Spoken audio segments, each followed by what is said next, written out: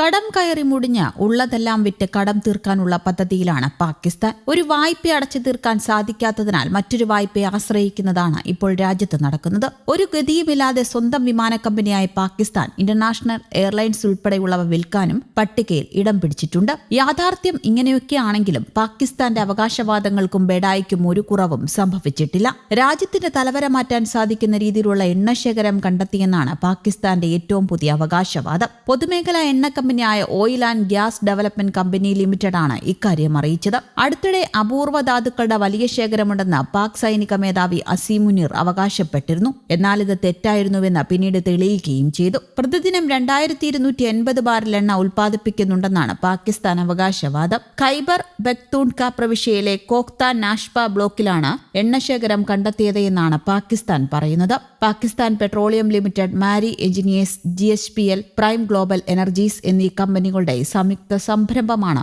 Oil and gas development company limited. അടുത്തിടെ America, തുർക്കി എന്നിവിടങ്ങളിൽ നിന്നുള്ള ചില കമ്പനികൾ പാകിസ്ഥാൻ എണ്ണ ഖനനം ചെയ്യുന്നത് ശക്തമാക്കിയെന്ന റിപ്പോർട്ടുകൾ ഉണ്ടായിരുന്നു. എന്നാൽ കടം വാങ്ങുമ്പോൾ വിശ്വാസ്യത ഉറപ്പിക്കാനുള്ള തന്ത്രങ്ങൾ മാത്രമാണ് ഇത്തരം കള്ളങ്ങൾ പ്രചരിപ്പിക്കുന്നതിന് പിന്നിലെന്ന് അസീം മുനീറിന്റെ തന്ത്രങ്ങളാണ് ഇതിനെല്ലാം പിന്നിലെന്നുമാണ് അനുമാനിക്കപ്പെടുന്നത്.